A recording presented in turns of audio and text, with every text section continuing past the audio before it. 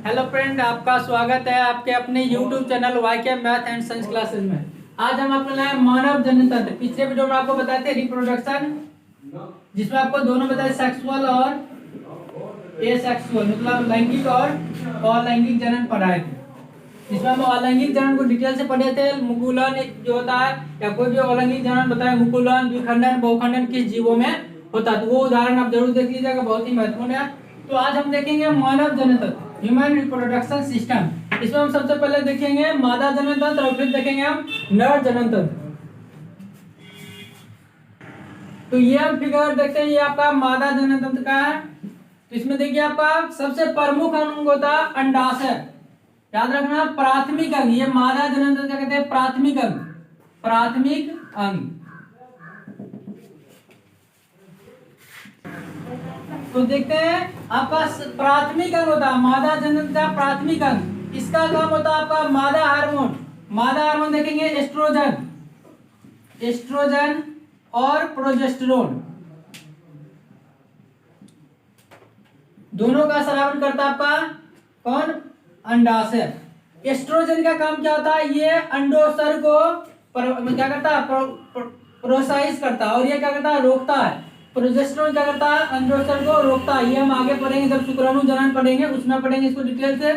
और फिर देखिएगा इसके बाद जो भी अंग होगा आपका मादा जनन, वो आपका द्वितीयक अंग होता है। तो यहाँ पर देखेंगे अंडवाहिका, फैलोपियन ट्यूब आपका, यहाँ जहाँ पर जानते हैं यहीं पर आपका निषेचन होता है। फैलोपियन ट्यूब में क्या होता है आपका, निषेचन होता है, याद रखेंगे। और ये आपका अंडाशय, एक जोड़ी अंडाशय होता है, जो क्या होता है प्रत्येक माह बारी बारी से क्या होता है, एक अंडोत्सर्ग करता है। बारी बारी से एक एक महीना के बाद करता है, एक महीना ये तो एक महीना ये, तो दो जोड़ी आपका होता है। ये दोनों आपका, सॉरी, एक जोड़ी होता है, ये दोनों आपका क्या होता है, उधर गुहा के नीचे एक बायां साइड एक दायां साइड होता है। फिर देखेंगे गर्भाशय, यूटेरस, फिर ग्रीवा आपका और योनि, यानी वेजिना और कर्मिक्स। तो होता क्या, योनि में क्या होता है आपका, जो शुक्राणु योनि होते हुए क्या होता है, मादा में प्रवेश करता है। तो अब हम देखेंगे नर जननतंत्र।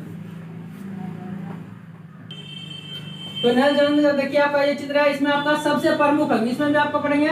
तो सबसे प्रमुख अंग आपका होता है बेसन। बेसन का काम होता है आपका नर हार्मोन।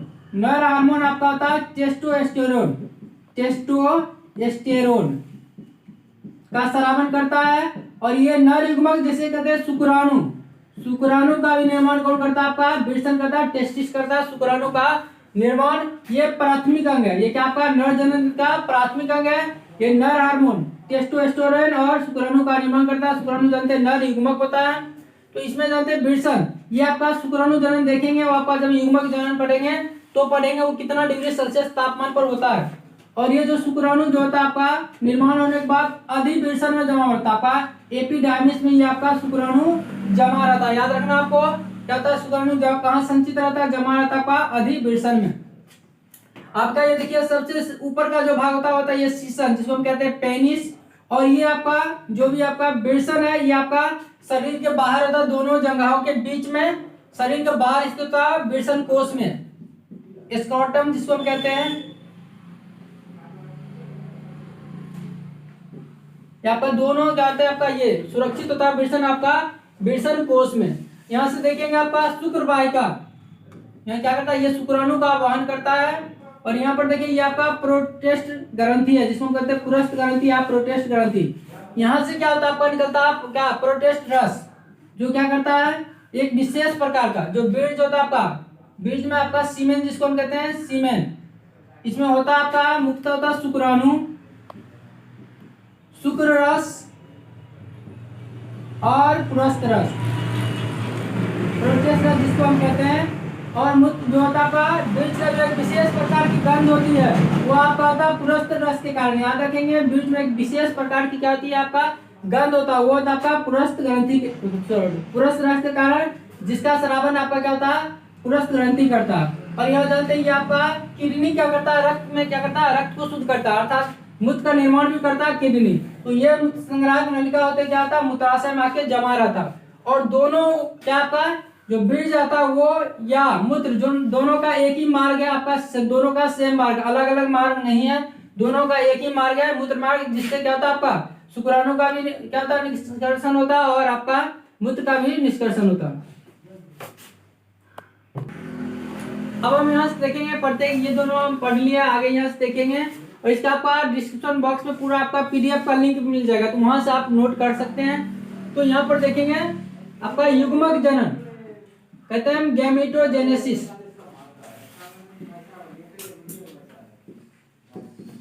ये क्या होता है, युग्मक बनने की प्रक्रिया, चाहे नर युग्मक हो या मादा युग्मक हो, किसी युग्मक की बात करते हैं, तो युग्मक बनने की प्रक्रिया हमारा कहलाता है युग्मक जनन यानी गैमेटोजेनेसिस। और इस दो प्रकार का होता है, एक होता है आपका शुक्राणु जनन और एक होता है अंड जनन। तो सबसे पहले पढ़ेंगे शुक्राणु जनन। तो बताया था आपका शुक्राणु का जनन होता है आपका विल्सन में, नर जनन का जो प्राथमिक अंग है विल्सन, उसमें आपका शुक्राणु का निर्माण होता है और यह समानता आपका होता है 13 से 15 वर्ष की आयु में प्रारंभ होता है शुक्र जनन और यह जीवन भर चलते रहता है। याद रखेंगे मनुष्य में क्या होता है आपका जीवन भर, शुक्राणु जनन क्या होता है जीवन भर चलते रहता है और ये लगभग शुरुआत होता है आपका 13 से 15 वर्ष की अवस्था में और ये जीवन भर चलते रहता है। और शुक्राणु की आयु देखेंगे तो 30 दिन, याद रखेंगे शुक्राणु की आयु कितना होता है 30 दिनों की होती है। परंतु जब ये गिरिवा में प्रवेश करती है, ये गिरिवा में प्रवेश करती है, मादा की योनि होती है, तो उस समय इसकी आयु मात्र 72 घंटे की हो जाती है। उस समय आयु इसकी 72 घंटे हो जाती है। जब ये क्या होते हैं गिरिवा योनि होती है, गिरिवा में प्रवेश करती है, तो मात्र 72 घंटा में इसकी मृत्यु होगा शुक्राणु का। ऐसे समानता इसका जो होगा आपका 30 दिन होती है आयु। और ये देखेंगे शुक्राणु जनन, ये आपका शरीर से 2 डिग्री सेल्सियस कम तापमान, हम जानते हैं शरीर का टेम्परेचर कितना होता है 37 डिग्री सेल्सियस होता है, उससे 2 डिग्री सेल्सियस अर्थात ये 35 डिग्री सेल्सियस पर क्या होता है शुक्राणु जनन की प्रक्रिया होती है, 35 डिग्री सेल्सियस पर होती है। अब देखते हैं शुक्राणु क्या होता है आपका योनि में जो इसकी गति होती है, याद रखेंगे 2 मिलीमीटर प्रति मिनट। योनि में आपका शुक्राणु गति होता है 2 मिलीमीटर प्रति मिनट। नेक्स्ट हम देखते हैं अंड जनन, जिसको कहते हैं ओजेनेसिस, और शुक्राणु जनन कहते हैं स्पर्मोजेनेसिस। तो ओजेनेसिस यानी अंड जनन, तो ये बताया था आपका अंडाशय, ये क्या होता है मादा में होता है, जन्म के समय लगभग हजारों अंड होते हैं, यानी अंडाणु हजारों की संख्या में होते हैं, लेकिन परिपक्व अवस्था में नहीं होते हैं। तो ये होता है क्या अंड जनन, एक तरह से क्या परिपक्व अवस्था में अंडाणु का बनना कहलाता है। और ये अंडोत्सर्ग होता है, तो याद रखना आपका अंडाणु का जीवन काल याद रखेंगे 24 घंटा, अंडाणु का जीवन काल आपका 24 घंटे का होता है। यदि 24 घंटे में अंडाणु का निषेचन नहीं होता तो क्या होता है आपका मृत हो जाते हैं और क्या होते हैं बाहर निकल जाते हैं, जिसको हम कहते हैं मासिक चक्र। याद रखेंगे मासिक चक्र, मेंस्ट्रुएशन साइकिल जिसको हम कहते हैं मासिक चक्र या ऋतुस्राव चक्र भी कहते हैं। और ये समानता आपका 12 से 14 वर्ष में महिला में स्टार्ट होती है, 12 से 14 वर्षों में स्टार्ट होती है। जो सबसे पहला होता है मासिक चक्र उसको हम कहते हैं रजोदर्शन, जिसको हम कहते हैं मीनार। और सबसे अंतिम होता है आपका 45 से 50 की उम्र लगभग, जिसको हम कहते हैं अंतिम रजोनिवृत्ति यानी मीनोपॉज।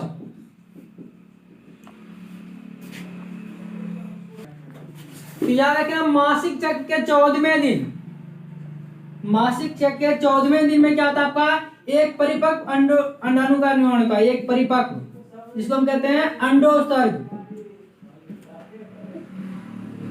एक परिपक्व अंडाणु का उत्सर्जन होता है मासिक चक्र के 14वें दिन, जिसको हम कहते हैं अंडोत्सर्ग, याद रखेंगे। और ये अंडोत्सर्ग होता है, इसी अंडाणु का जीवन काल आपका 24 घंटा होता है, जो आपका 24 घंटे।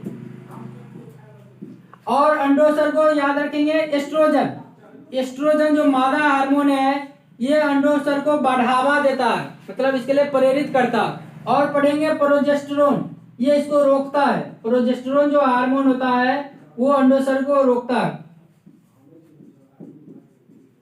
तो जब निषेचन होता है उसके बाद क्या होता है शरीर में क्या होता है मादा शरीर में प्रोजेस्टेरोन मात्रा क्या होती है बढ़ जाती है धीरे धीरे, जिससे क्या होता है आपका अंडोत्सर्ग रुक जाता है।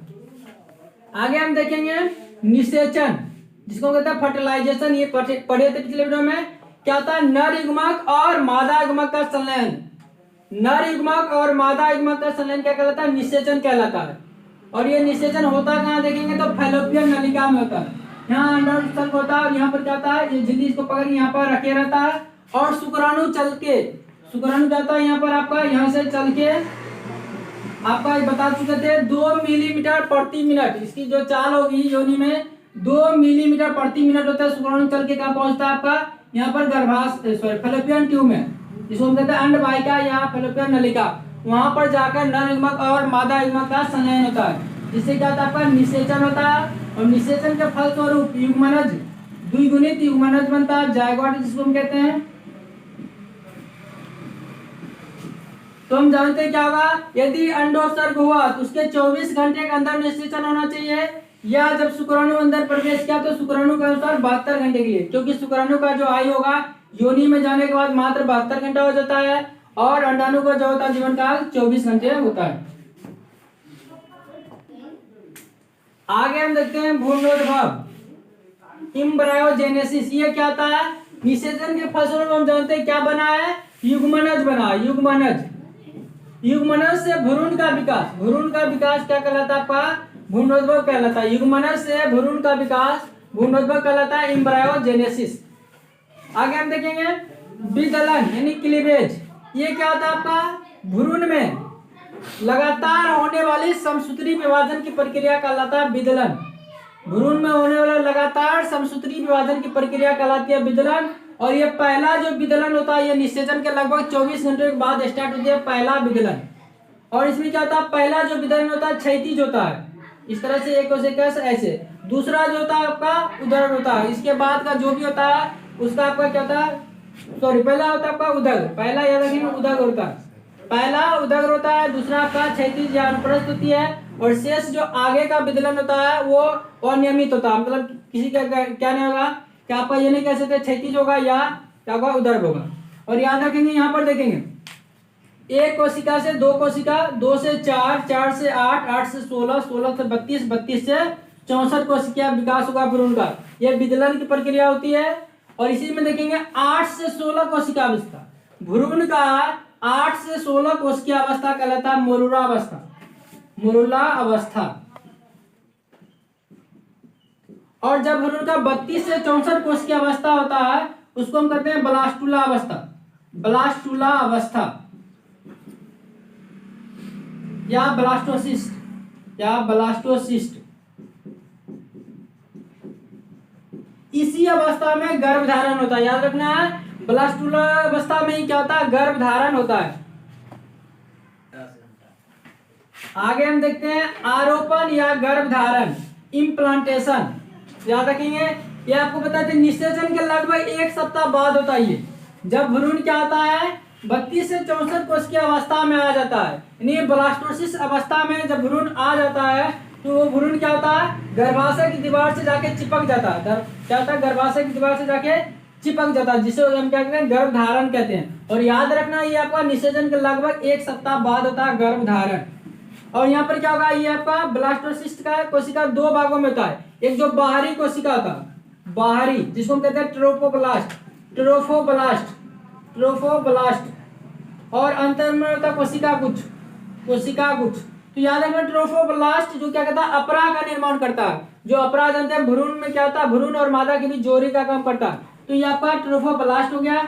और जो इसका कोशिका गुच्छ होगा ब्लास्टोसिस का कोशिका अंदर वाला गुच्छ वो क्या करता है भ्रूण के विभिन्न भागों का निर्माण करता है, जैसे हाथ पैर हृदय जो भी होगा उसका निर्माण करता है आपका कोशिका गुच्छ।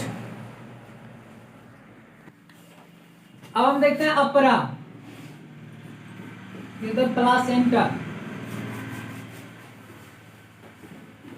इसी को कहते हैं हीमोकोलियर भी प्लासेंटा भी कहते हैं।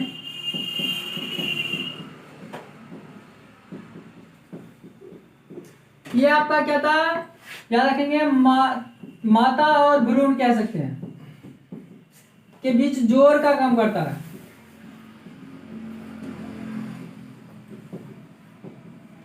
इसी के द्वारा अपरा के द्वारा क्या होता है गर्भ शिशु जो होते हैं उसको पोषण या उत्सर्जन जो होता है गर्भ शिशु का किसके द्वारा होता है अपरा या प्लासेंटा के द्वारा होता है। और इसमें देखिए दोनों गर्भाशय का जो भाग मिलके बनाता है और भ्रूण का जो भाग, भ्रूण का भाग जो होता है उसको हम कहते हैं जरायुज, जरायुज, इसको हम कॉरियोन भी कहते हैं। और जो माता गर्भाशय का जो भाग होता है उसको हम कहते हैं डेसिडुआ बेसिल्स, डेसिडुआ बेसिल्स। तो अपरा का निर्माण क्या होता है, जो शिशु के जो भाग होते हैं उसको हम कहते हैं जरायुज या कोरियन, और जो मादा का जो भाग होता है, गर्भाशय का जो भाग होता है उसको हम कहते हैं डेसिडुआ बेसिस। तो ये प्लासेंटा का सबसे महत्वपूर्ण काम देखेंगे, क्या था, माता और शिशु के बीच क्या होता है, जोड़ का काम करता है, मतलब उसका पोषण हो या उत्सर्जन हो वो अपरा के द्वारा होता है। और अपरा याद रखेंगे, अपरा क्या करता है, जब होता है प्रसव, तो प्रसव के दौरान ये क्या करता है, रिलैक्सिन हार्मोन, इस हार्मोन का स्राव करता है, जो क्या करता है, गर्भाशय को ढीला कर देता है, जिससे क्या होता है, गर्भस्थ शिशु आसानी से बाहर आ जाता है। तो याद रखना है, गर्भाशय प्रसव के दौरान क्या करता है, अपरा रिलैक्सिन हार्मोन का स्राव करता है, जो क्या करता है, गर्भाशय को ढीला कर देता है। आगे हम देखेंगे अपरा द्वारा अन्य जो स्रावित हार्मोन देखेंगे, तो आपका होता है HCG, HPL। तो ये HCG, अब देखेंगे मूत्र में जो आपका आता है, मूत्र में इसी के द्वारा निषेचन का पता लगाया जाता है।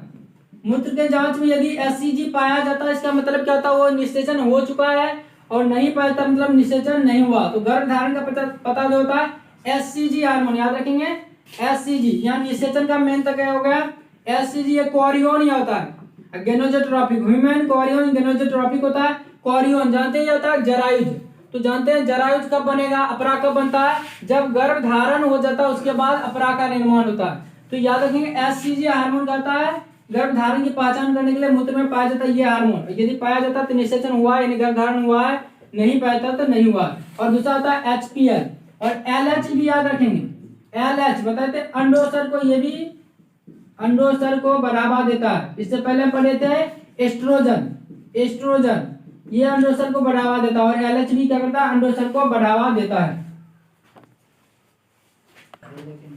अब देखें गैस्ट्रुलेशन, ये क्या था, गर्भ धारण के बाद ब्लास्टुला पढ़े थे, तो ब्लास्टुला का गैस्ट्रुला में परिवर्तन ही कहलाता है गैस्ट्रुलेशन।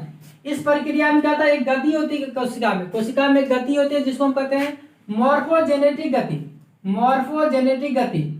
इसी गति के कारण क्या होता है, जनन परत 3 भागों में बढ़ जाता है, 3 भाग देखिए, 3 जनन परत का निर्माण होता है इसी गति के कारण, मॉर्फोजेनेटिक गति। याद रखेंगे जो निम्न होता है आपका, पहला हम देखेंगे बाह्य जनन परत, जिसको हम कहते हैं एक्टोडर्म है। इसी जनन परत के द्वारा विभिन्न अंगों का निर्माण होता है। तो बाह्य जनन परत याद रखेंगे एक्टोडर्म, एक्स मतलब था बाहर है, एक्टोडर्म यानी आपका बाह्य जनन परत। इसमें क्या होता है, देखिए इससे क्या होता है, आपका कोशिका से त्वचा का निर्माण, मस्तिष्क मेरुरज्जु तंत्रिका बनती है, यानी बाहरी जो होता है आपका बाह्य त्वचा, मस्तिष्क मेरुरज्जु तंत्रिका, ये सब क्या होता है आपका एक्टोडर्म से बनती है। याद रखेंगे एक्टोडर्म, जो बाह्य जनन परत के कहते हैं एक्टोडर्म। दूसरा हम देखेंगे मध्य जनन परत, जिसको हम कहते हैं मेसोडर्म, मुंह से मध्य है, मुंह से मेसोडर्म। याद रखेंगे इससे क्या होगा, आपका नोडोकार्ड, हृदय, मांसपेशियां, रक्त वाहिनी, वृक्क या गुर्दा, जिसको हम किडनी भी कहते हैं, सबका निर्माण किससे होता है, आपका मध्य जनन परत से होता है। इसमें आपका एक स्टेम सेल्स होता है, स्टेम सेल्स की कोशिका होता है, इसमें इतना क्षमता होता है कि ये सभी उत्तक एवं अंग को उत्पन्न कर सकती है। स्टेम सेल्स की कोशिका याद रखेंगे, ये मध्य जनन परत में पाया जाता है, इसमें इतनी शक्ति होती है, क्या करता है, ये सभी उत्तक एवं अंग के उत्पन्न कर सकती है। आगे हम देखेंगे अंतःजनन परत, एंडोडर्म, जिससे क्या होगा, आपका पाचन तंत्र, श्वसन तंत्र, मूत्राशय, कर्ण का मध्य भाग बनता है। याद रखेंगे पाचन तंत्र जो होता है, श्वसन तंत्र और मूत्राशय, ये सब याद रखेंगे। सबसे अंदर वाला भाग होता है एंडोजन। आगे हम देखेंगे स्वगर्भता, तो हम पढ़े थे क्या होता है, जब क्या होता है, गर्भ धारण होता है, गर्भ धारण बता दिए थे आपका, क्या होता है, ब्लास्टोसिस का गर्भाशय के द्वारा चिपकना कराता है गर्भ धारण, और उसी समय से होता है आपका सगर्भता की अवधि देखेंगे, जिसको प्रेगनेंसी कहते हैं। ये आपका मनुष्य में लगभग 270 दिन यानी 9 महीने की होती है, जिसमें देखेंगे आपका विभिन्न महीनों में किस महीने में क्या शिशु का कौन सा अंग आ जाएगा। तो पहले महीना में देखेंगे सबसे पहले आपका हृदय, सबसे पहले आपका हृदय पहले महीने में आ जाता है, लेकिन दूसरा महीना में आपका पैर और उंगलियां, तीसरे महीने में देखेंगे लगभग सभी प्रमुख अंग, जितना भी लगभग प्रमुख जो अंग होता है वो तीसरे महीना होते तक आ जाता है। 5वें महीने में देखेंगे गतिशीलता, सिर पर बाल उगना। और क्या होता है आपका ये तीसरे 5वें महीने में था। 5वें महीना गतिशील था, मतलब गर्भ में जो शिशु होता है वो गति लगभग गतिशील होना स्टार्ट हो जाता है और सिर पे ये बाल उगना। ये याद रखेंगे। 5वें महीना में 6ठे महीने में क्या होता है पूरा शरीर पर जितना भी पूरा शरीर पे क्या होता है कोमल बाल आ जाते हैं और आंख खुल जाता है। याद रखेंगे ये आपका 6ठे महीने में था और 9वें महीने तक आता था गर्भ शिशु का था पूर्ण विकसित हो जाता और प्रसव के लिए क्या होता है तैयार हो जाते हैं। ये 9वां महीना आते आते 9वां महीना पूरा होने पर क्या पूरा रूप से विकसित हो जाता है शिशु। आगे हम देखेंगे प्रसव। तो पढ़े थे स्वगर्भता की अवधि 9 महीने की बात करता है जब शिशु गर्भ शिशु पूर्ण विकसित हो जाता है। ये क्या होता है याद रखेंगे यहाँ पर आपका एक hormone oxytocin hormone, oxytocin hormone ये क्या करता है गर्भाशय पेशी में संकुचन उत्पन्न करता है जिससे क्या होता है गर्भ शिशु बाहर आ जाता है। इसी को हम कहते हैं प्रसव। ऑक्सीटोसिन हार्मोन याद रखें प्रसव को प्रेरित करता है ऑक्सीटोसिन हार्मोन जो गर्भाशय पेशी में संकुचन उत्पन्न करता है और गर्भ शिशु बाहर आ जाता है। इसको हम कहते हैं प्रसव। और शिशु के साथ साथ अपरा भी बाहर आ जाता है। और याद रखेंगे उसमें बताते हैं गर्भाशय को ढीला करता है कौन सा हार्मोन तो रिएक्सिन हार्मोन, दोनों अलग है। संकुचन उत्पन्न करेगा तो हम कह सकते हैं आपका ऑक्सीटोसिन हार्मोन और जो गर्भाशय पेशी में क्या करता है ढीला कर देता है या अन्य भाग को ढीला कर देता है वो आपका रिएक्सिन हार्मोन हो जाएगा। आगे हम देखेंगे दुग्ध स्रावन। तो याद रखेंगे प्रसव के बाद दुग्ध ग्रंथियों से दूध का बाहर निकलना क्या कराता है आपका दूध स्रवण करता है। इसके लिए भी ऑक्सीटोसिन हार्मोन जिम्मेदार होता है, ऑक्सीटोसिन हार्मोन। और माँ के जो आपका होता है दूध उसमें आपका विभिन्न प्रकार के एंटीबॉडी पाया जाता है, विभिन्न प्रकार के एंटीबॉडी पाया जाता है जो कहता शिशु को विभिन्न प्रकार के रोगों से लड़ने की क्षमता देता है। एंटीबॉडी पाया जाता है माँ के दूध में। इसलिए क्या होता है आपका बच्चों के लिए सबसे अच्छा जो आहार होता है उसका आपका माँ का दूध होता है। अब हम देखते हैं मनुष्य में लिंग निर्धारण कैसे होता है। तो यहाँ पर देखेंगे हम जानते हैं मनुष्य में 23 जोड़े गुणसूत्र होते हैं। मनुष्य में कितने होते हैं मनुष्य में पढ़ेंगे चाहे नर हो या मादा हो उसमें 23 जोड़े गुणसूत्र होते हैं, 23 जोड़े गुणसूत्र होते हैं। जिसमें हम पढ़ेंगे नर में क्या होता है आपका नर में 22 जोड़े, नर में क्या होता है आपका 22 जोड़े अब प्लस में एक्स वाई होता है। और मादा की हम बात करेंगे तो आपका 22 जोड़े प्लस एक्स एक्स होता है। याद रखेंगे ये यानी 23 जोड़े। मनुष्य में कितने होते हैं 23 जोड़े। जब इसी की हम बात करेंगे युग्मक तो आपका युग्मक की हम बात करेंगे नर युग्मक हम पढ़ाया अभी तुरंत आपका शुक्राणु होता है। तो शुक्राणु आपका दो तरह से हो सकता है 22। याद रखिए जो दोनों में सेम होता है नर और मादा में जो समान होता है गुणसूत्र उसको हम कहते हैं ऑटोसोम्स। जो दोनों में समान होता है उसको हम कहते हैं ऑटोसोम्स। और 23वां जोड़ा जो अलग होता है उसको हम कहते हैं लिंग क्रोमोसोम। तो याद रखेंगे मनुष्य में ऑटोसोम्स की संख्या पूछा जाए तो 22 जोड़े और कुल गुणसूत्रों का 23 जोड़े। तो याद रखेंगे और लिंग क्रोमोसोम एक जोड़ा होता है आपका। तो युग्मक की हम बात करेंगे तो देखेंगे शुक्राणु सबसे पहले नर युग्मक जिसको कहेंगे नर युग्मक आपका ये होगा 22 प्लस एक्स या वाई। या लगाना है क्योंकि 23 ही होगा, शुक्राणु कोई भी होगा, युग्मक जब भी हो गया तो 23। मनुष्य के युग्मक की बात करेंगे तो 23 गुणसूत्र होगा ना कि 23 जोड़े। तो यहाँ पर शुक्राणु की बात करेंगे तो 22 प्लस एक्स या वाई होगा। जब अंडाणु की बात करेंगे जो होता है आपका मादा युग्मक अंडाणु की तो 22 प्लस एक्स ये आपका संभव है। तो देखिए आपका शुक्राणु कितना प्रकार का होगा दो प्रकार का क्या 22 प्लस एक्स या 22 प्लस वाई। और अंडाणु हम पढ़ेंगे तो एक ही प्रकार का संभव है 22 प्लस एक्स। तो यहां से हम देखेंगे यदि ये आपका एक्स वाला शुक्राणु जो होगा आपका इस अंडाणु से अभिक्रिया करेगा क्या बनेगा देखिए 22 प्लस 22 यानी निषेचन होगा तो 22 प्लस 22 तो 22 जोड़ा आ जाएगा। 22 प्लस 22 22 जोड़ा हो गया। अब प्लस यह देखेंगे एक्स एक्स एक्स एक्स अर्थात क्या होगा ये मादा होगी। और जब इस शुक्राणु से आपका निषेचन होता तो देखिए क्या होता है 22 22 22 जोड़ा आपका अब प्लस एक्स वाई हो गया मतलब ये आपका क्या होता है नर होता है।